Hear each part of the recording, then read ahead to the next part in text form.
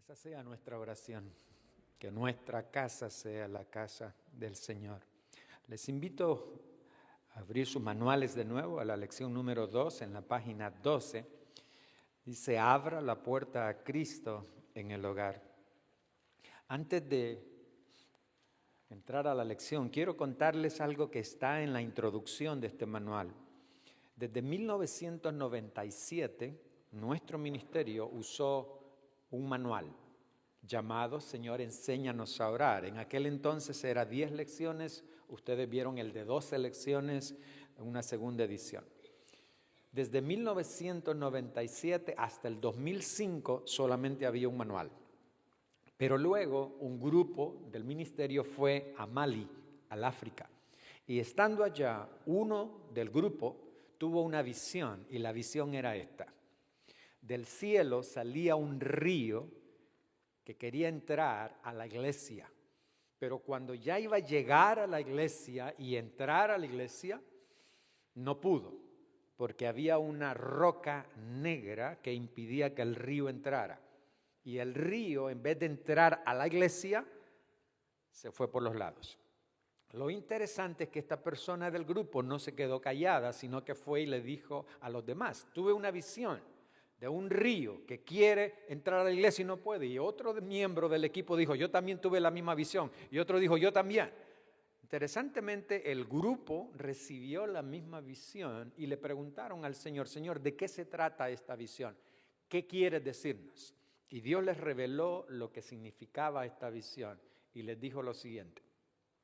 El río es un símbolo de mi Santo Espíritu que quiere entrar a la iglesia, pero hay una roca negra que le impide entrar.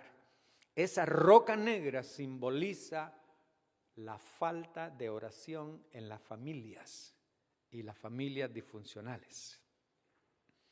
Cuando ellos fueron a decirle esto a todos los que estaban entrenando, los pastores cayeron al piso y empezaron a pedirle perdón al Señor. De ahí salió este manual. De ahí fue cuando Dios dijo, ya no solamente es Señor, enséñanos a orar, ahora tenemos que dedicar un manual entero a Señor, enséñanos a orar como familia. Y yo doy gracias al Señor porque esta noche hemos empezado a mover la piedra para que el río de su Espíritu entre en las iglesias. Pero no solamente en las iglesias, sino que comience en nuestros hogares. Ahora, esta lección comienza con un versículo bien conocido por ustedes y que lamentablemente a veces solo lo usamos para evangelizar. Me refiero a Apocalipsis 3, verso 20, donde dice, he aquí, yo estoy a la puerta y llamo, si alguno oye mi voz y abre la puerta, entraré a él y cenaré con él y él conmigo. Cuando yo estaba preparándome para esta lección, llegó un momento donde Dios me reveló algo que me impactó y me dolió en el corazón. Y es esta imagen de Cristo tocando a una puerta. Y dice esa carta que fue enviada al ángel de la iglesia. Y todos acá, la mayoría estaríamos de acuerdo en decir que el ángel de la iglesia es el pastor. Así que esta carta es escrita ¿a quién? Al pastor de la iglesia. ¿Y qué le está diciendo? Que la iglesia dejó a Cristo ¿dónde? Yo me quedé como, Señor, ¿cómo? Que hemos sido tan atrevidos que estamos en la iglesia haciendo eventos, actividades, programas y todo, ¿y te quedaste afuera? Sí, me han dejado afuera. Y el Señor tiene el poder para dar una patada y entrar, ¿sí o no? Pero ¿qué ha decidido hacer? ¿Y sabe? No se cansa. Y le podrán salir callos, pero Él se va a seguir ¿qué? Ahora, me encanta lo que hace poco me mostró. Dice, y si alguno. No dice si toda la iglesia se pone de acuerdo. Dice uno. Si uno oye y me abre, yo entro.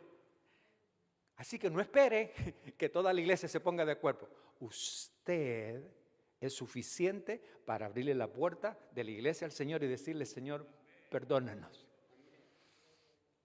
Esta es tu casa, casa de oración. Pero eso mismo que como iglesia podemos hacer, esta noche el Señor lo quiere hacer como familia. Un día usted le entregó su corazón, le dijo al Señor, entra y ven a morar en mi corazón, amén. Pero alguna vez, intencionalmente, usted con su esposa se pararon y dijeron, es hora ya de decirle a Cristo, entra, queremos cenar contigo. Entra, queremos que te hagas cargo de nuestro hogar. Y siempre recordaré enseñando esto en Guadalajara, México, cuando una hermana se me acercó y me dijo, pastor, quiero confesarle algo. Esa lección dice que hay que abrir la puerta. Y mire lo que me pasaba a mí. Venía de mi trabajo, la única cristiana en casa. Y cuando ya llegaba a la casa, ¿sabe lo que yo le decía al Señor? Señor, quédate hasta aquí, no entres, porque allá adentro mi familia no habla bien, no son cristianos. Señor, no entres.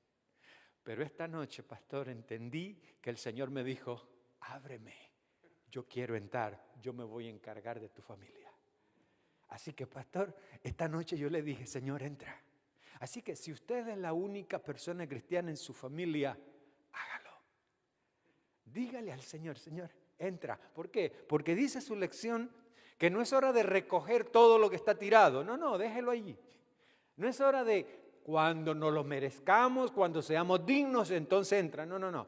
Cristo, ¿qué dice ahí? Él sanará las heridas emocionales. Él reconciliará su matrimonio, relaciones familiares, tanto como sea bíblicamente posible. Él perdonará sus pecados, derribará fortalezas demoníacas y romperá maldiciones generacionales. Restaurará amor, gozo, esperanza, paz y bendición a las reuniones familiares. Las mujeres, cuando les dicen que va a venir visita, y si viene la suegra, pues, con mucha más razón. Un hermano enseñaba esta lección y decía, pastor, yo tengo un cuarto que cuando me dicen viene visita, agarro todo y lo meto ahí. Y ella decía esto, lo que yo tiré, lo que mi esposo tiró, lo que los niños tiran y hasta lo que las visitas nos vienen a tirar. Ahí lo meto todo en ese cuarto. Me encantó la sinceridad de ella porque luego decía, he entendido que no necesito ser perfecta ni tenerlo todo listo, porque Cristo no viene a pasar revista ni viene a condenarme, Él viene a ayudarme. Así que no importa cuál sea la situación de la familia, Él quiere que tú le digas, entra Señor y ven, arregla todo lo que tengas que arreglar en mi familia. Pero tiene que ser una decisión de usted y su cónyuge. Pastor, y si él no quiere, déjelo tranquilo, que Dios es suficientemente grandecito para bregar con él. Hágalo usted. En casa yo fui el primero, y créanme, yo vi cómo mi papá se convirtió, mi mamá se convirtió, mi hermana se convirtió y ahora miembros de la familia también han seguido. Pero ábrale la puerta a Cristo y dígale, Señor, entra. Ahora, para que Cristo entre, para que Él haga todo lo que Él quiere hacer, tenemos que orar juntos. Y en su lección dice que el problema más grande que tenemos hoy en día es que no hay oración en los matrimonios. El pastor Fred Harley, el presidente de nuestra denominación, escribió un libro que se llama Iglesia en Fuego. Ha sido traducido como en 6 idiomas. Está en español, en árabe, en francés, en chino, en portugués. Es un libro bellísimo. Y ese libro habla de 17 años de historia donde él comienza contando cómo Dios lo llamó a una vida de oración íntima. Todo comenzó en una noche, cuando, después de haberse tomado una Coca-Cola con un onion ring, es en inglés, una cebolla frita en forma de aro, ¿okay? Parece que le cayó mal y lo llevaron a emergencia. El asunto fue que cuando llega allá, le preguntan, ¿de qué usted vive? Soy pastor. Dice, el problema no es tanto la Coca-Cola con lo que se comió. El problema es que si no baja el ritmo de vida que lleva, usted se va a morir antes de tiempo. Comenzó con una iglesia de 25. En menos de un año ya tenía 75 personas. Un hombre que no paraba. Pero él cuenta en el libro, lo más importante no fue lo que el doctor me dijo, lo más importante fue lo que Dios me dijo. Dios me dijo, estás trabajando mucho y orando poco. Pero luego, entonces dice que tuvo otra experiencia a nivel de matrimonio. 11 años, su esposa Cherry le decía, Fred, quiero orar contigo. Y la respuesta de él por 11 años siendo pastor era, yo oro contigo 3 veces al día. Fred, tú oras por la comida 3 veces al día. Pero tú sabes que yo te amo y yo oro por ti. Fred, yo sé que oras por mí, pero yo te estoy pidiendo que ores conmigo. Hay una gran diferencia, ¿verdad, hermanas? Nosotros como pastores oramos con Raimundo y medio mundo. Y a veces con la que menos oramos es con nuestras esposas. Yo me acuerdo, pastor John, que es mi mentor, sabía que el pastor Fred en una reunión de los líderes iba a hablar del tema. Y le manda un email y le dice, John, tenemos que hablar de esto a los líderes. Y él pues no quería ir. Y le dijo, ok, yo voy. Y va donde su esposa y le dice, tengo que ir a Atlanta porque Fred quiere hablar de este tema. Y ella le dijo, qué bueno porque también a mí me invitó. Se van a Atlanta, se sientan al frente como acostumbra. Y en el momento que él sabía que iba a hablar de eso, se levantó y el pastor Fred desde el frente le dijo, John, siéntate por favor. Porque el pastor John nos cuenta de que él tampoco estaba dedicando tiempo para orar con su esposa. Yo recuerdo que leí ese libro hace 7 años, estaba en Nueva York. Y cuando lo leí, Dios también trajo convicción a mi corazón de que no estaba orando con mi esposa, aunque oraba por ella. De vez en cuando había una crisis, orábamos. Y le dije al Señor, esto va a cambiar. Hace 7 años nuestra vida de oración cambió. Yo voy a terminar aquí. Yo doy gracias a Dios porque el hotel tiene internet. Y créame, lo que yo quiero hacer es decirle, negrita, antes de acostarme, quiero orar contigo. La noche que yo no oro con ella, algo falta.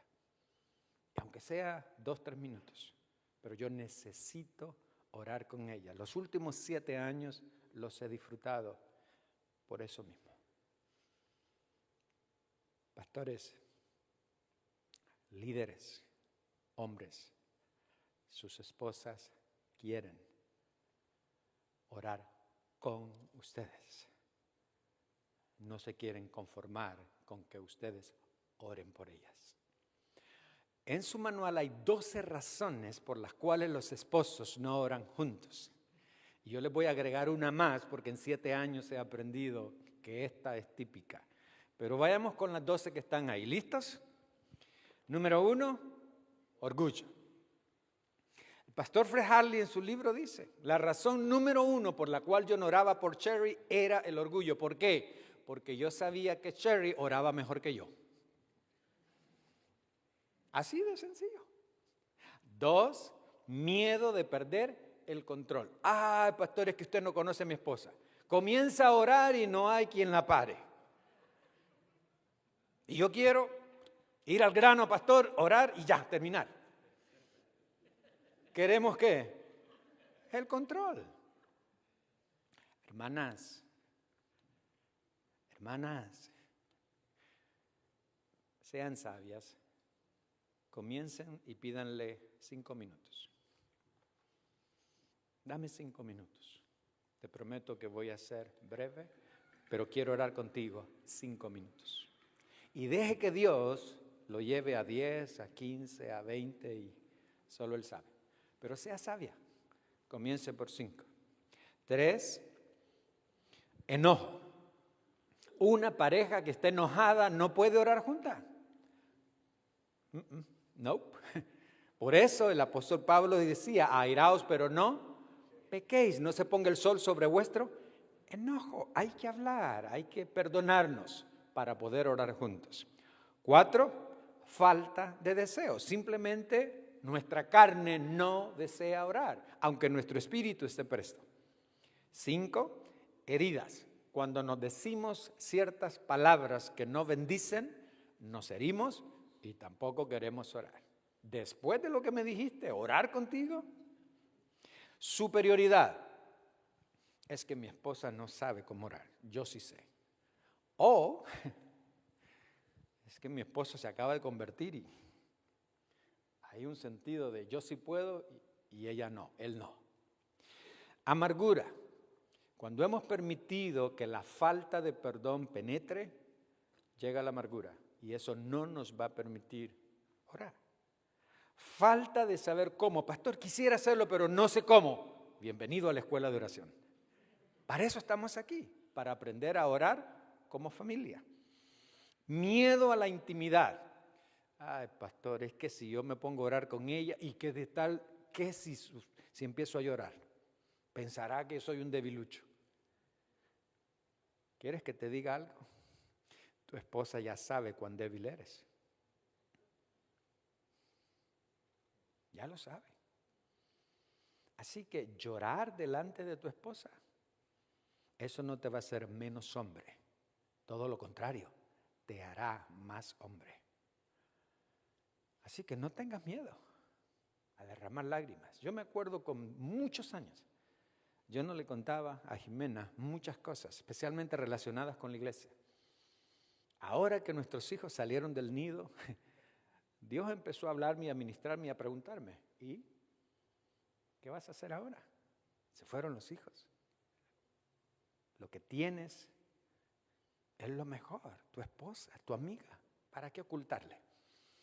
Es más, cuando nosotros los hombres vamos subiendo, ya las mujeres vienen bajando. Las mujeres nos dan una mirada y es como un radio X. Antes de nosotros decirle qué está pasando, ya lo saben. Inclusive saben cuando hay pornografía en el hogar y no se atreves a decírselo. Dios se los muestra, Dios les revela. Así que, ¿por qué no ser transparentes y sinceros y decirle, necesito tu ayuda? Y recuerdo el día cuando me acerqué y le dije, negrita, de aquí en adelante, no más secretos. Antes no quería cargarte, pero Dios me ha hecho entender que debo ser transparente, sincero. Y recuerdo cuando entré a este ministerio, un día fui a la oficina, me sentía tan abrumado que corrí a casa, me encerré y me puse en una posición fetal con deseos de renunciar. Creí que no iba a poder atender toda América Latina, todo lo que implicaba esto. Y recuerdo que ella entró y me dijo, ¿estás bien? Le dije, no. Y empecé a llorar. Decirle, creo que no voy a poder. Y ella me dijo, déjame orar. Y empezó a orar. Y nunca olvidaré que al salir de ese cuarto, se paró en la puerta, me volteó a ver y me dijo, acuérdate, todo lo puedo en Cristo que me fortalece. Esa noche llamé a uno de mis intercesores, oramos como por media hora, al día siguiente estaba listo para seguir. Pero nunca olvidaré, en estos últimos 2 años fui declarado con cáncer en el colon. Y hubieron noches cuando me dieron la quimo que vomitaba, tenía diarrea o estaba tan cansado. Eran las noches cuando yo le decía al Señor, ya llévame, estoy listo. Y el Señor decía, no, todavía no. Pero recuerdo que ella venía, ponía música, empezaba a orar y empezaba a llorar conmigo. Y juntos salimos adelante y aquí estoy. Por la gracia y misericordia del Señor. Pero entendí que tenía alguien con quien podía confiar. Pastor Fred Harley dice algo. Él nos dice a todos nosotros, muchos líderes, me encanta orar con ustedes, pero no se equivoquen, con la que me gusta orar más es con ella. Cuando los dos nos ponemos de acuerdo, las respuestas fluyen de parte de Dios. ¿Por qué? Mateo 18:19, porque si 2 de vosotros se pusieran de acuerdo sobre cualquier cosa, y la pidieran al Padre, les será hecho. Esposos, hay muchas oraciones no contestadas porque no nos hemos puesto de acuerdo. Miedo a la intimidad o inferioridad. No, es que yo no sé cómo orar. Tú sí sabes. No importa, los dos pueden aprender a orar juntos. Indignidad. Es que no soy digno, a mí Dios no me ama. Te ama con amor eterno, de tal manera te amó que envió a su Hijo a morir clavado en una cruz. Te ama. No dejes entonces que ese sentimiento de indignidad penetre en tu corazón. Dios quiere escuchar tu oración. Desesperanza. Ya, ¿para qué orar? Si no va a cambiar nada. No. No, Señor. No. No acepto la desesperanza. Tú eres el Dios de toda esperanza. Llénanos de esperanza porque la situación sí va a cambiar. Te dije que tenía una más, la número 13. La típica. Pastor, no oramos juntos porque no tenemos tiempo. Falta de tiempo. Hermanos, la verdad es que el tiempo se hace. Cuando uno quiere orar, uno encuentra el tiempo. Así que cuestiónate, ¿cuál de las 13 será? ¿Por qué no estamos orando juntos? Señor, muéstralo, revélalo, porque entonces vamos a poder orar en contra de eso. 5 cosas prácticas que queremos hacer, compartir contigo para que tu vida de oración como matrimonio cambie, se mejore. Número 1, humíllese. ¿Por qué? Porque la raíz de la falta de oración es el orgullo. Hay muchas razones por las cuales los hombres no oran con sus esposas. La razón número 1 es el orgullo. Por esta razón Dios nos invita a ir a nuestras esposas y humillarnos. Arrepiéntase por la falta de oración. ¿Por qué? Porque Dios resiste a los soberbios, pero da gracia a los humildes. El pastor Fred cuenta, después de esos 11 años, cuando Dios lo confrontó y le dijo, estás orando con todos menos con tu esposa. Y él dice que ese día le dijo, siéntate, necesito hablar contigo. Y se humilló delante de ella y le dijo, perdóname. Por 11 años me estuviste rogando y no quise hacerlo. Y te quiero confesar que no lo hice porque sabía que tú orabas mejor que yo.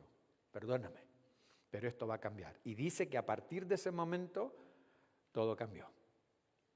Su ministerio mucho mejor que antes. ¿Por qué? Porque oraban juntos. 2, invite a su cónyuge a unirse a usted en oración. Haga el compromiso el uno al otro para orar juntos cada día, tanto como sea posible. Por favor, corrijan el error. Dice Mateo 18:10. Debe ser 18:19. 2, que se pongan de acuerdo. Dios escucha la oración. Pero hay que hacerlo ya. Haga la invitación. Pero si usted desde ya está pensando, no, es que me va a decir que no. No piense de esa manera. Piense que Dios puede tocar su corazón. Dígaselo. Me gustaría empezar a orar contigo. 5 minutos. Comencemos por ahí. 3, comience la próxima semana. La próxima escuela de oración. No, comience ya. Escoja el mejor tiempo, a la primera hora en la mañana o antes de ir a dormir. Sea breve, altérnese en quién comienza a orar. Algunas veces el esposo y otras veces la esposa. Por allí se dice, y yo lo creo, que polos opuestos se atraen. Esto significa que muchas veces cuando nos casamos, casi siempre nos casamos con una persona que no tiene los mismos hábitos que yo. Por ejemplo, hay algunos que les gusta acostarse temprano. Uno de los dos casi siempre a las 10 como que ya no puede más. Pero la otra parte a esa hora tiene las mejores conversaciones. Mi esposa y yo.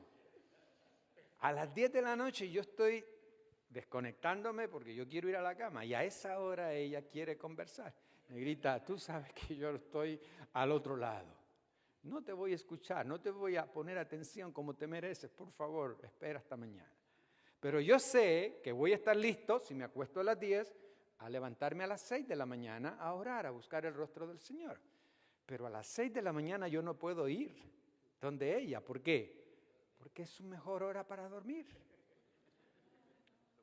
El pastor John y Sister Marlene, 75 y 77 años, viví con ellos en la casa en Atlanta 2 años.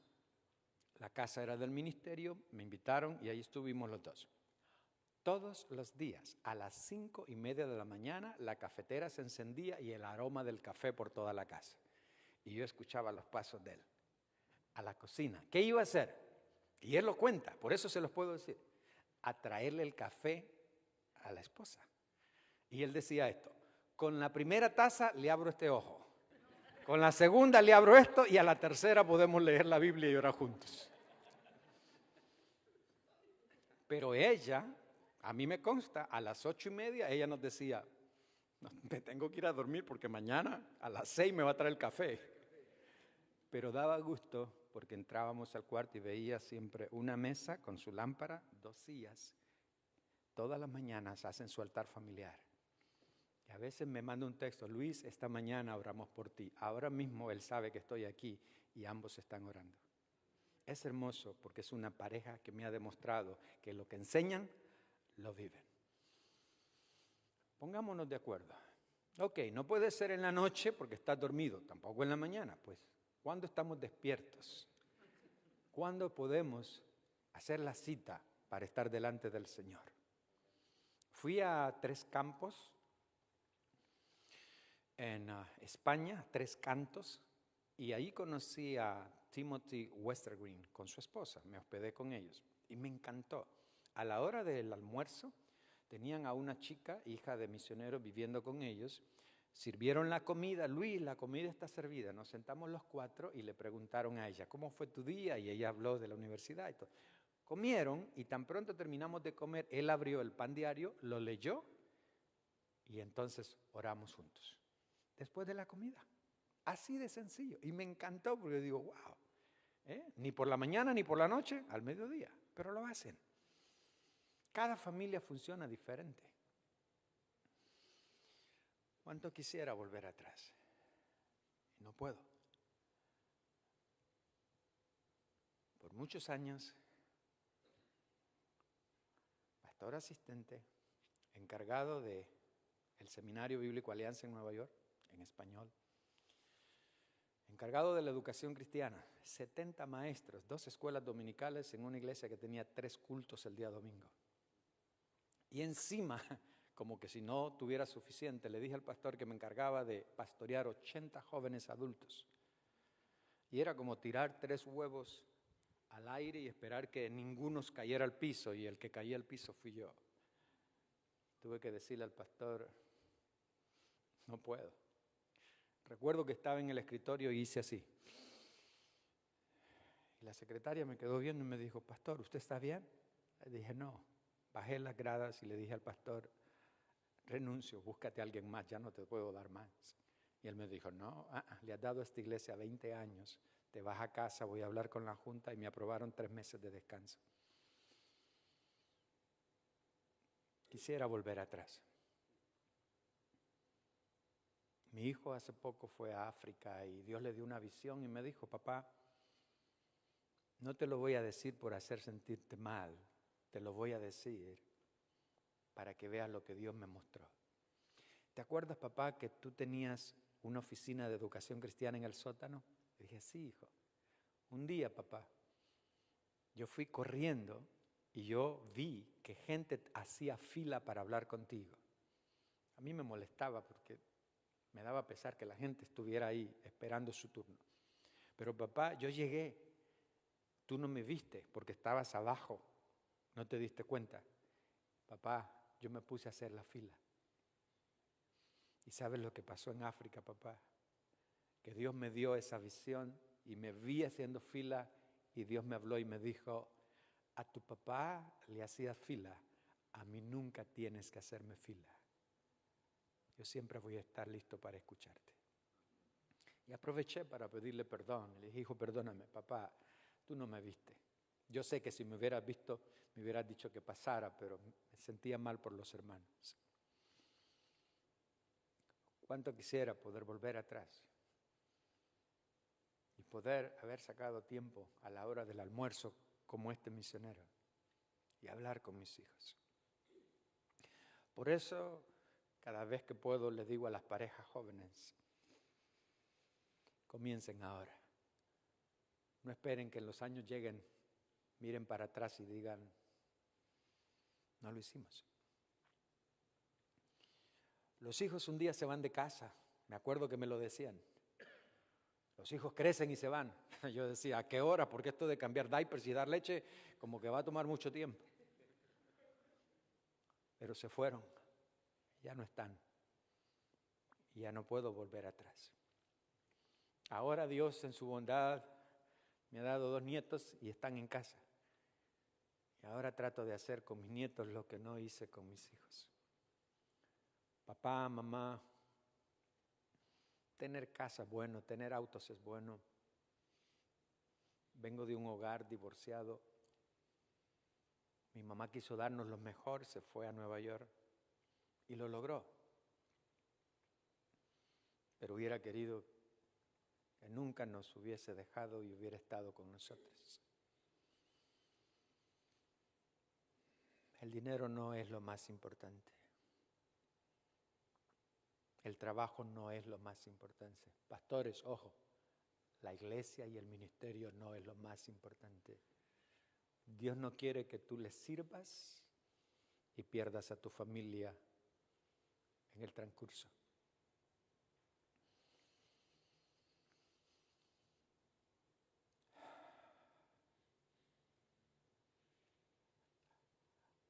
Puedes comenzar hoy.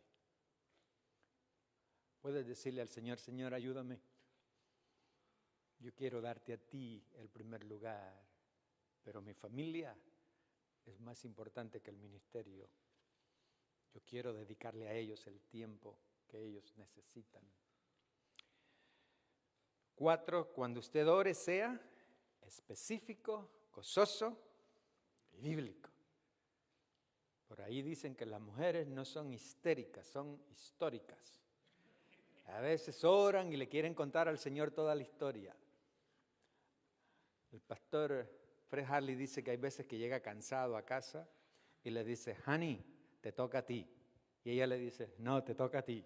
No, que te toca a ti. Y llega un momento cuando él dice, ok, Señor, gracias por este día, en el nombre de Jesús, amén. Y se acuestan a dormir porque el punto de él es, no tienen por qué ser media hora. El hecho es orar juntos y darle gracias al Señor por el día que acaba de transcurrir. Por último, sea una bendición. Oren y bendígase el uno al otro. Escuchen bien. Si usted es un padre soltero, haga el compromiso al Señor para comenzar a orar consistentemente con sus hijos. En otras palabras, si usted no tiene la dicha de tener a su cónyuge, usted puede hacerlo, mamá. Usted puede hacerlo. Dios no le pide que sea mamá y papá, no, sea mamá. Pero déjeles un legado. Que digan, recuerdo que la vieja siempre estaba orando. La encontraba de rodillas y siempre oró por nosotros. Se puede. Vamos a terminar esta noche. Y de nuevo las parejas. Otra vez, la primera noche siempre es dedicado a las parejas. No se preocupe, mañana va a ser su tiempo. Pero por favor, parejas, pónganse de pie.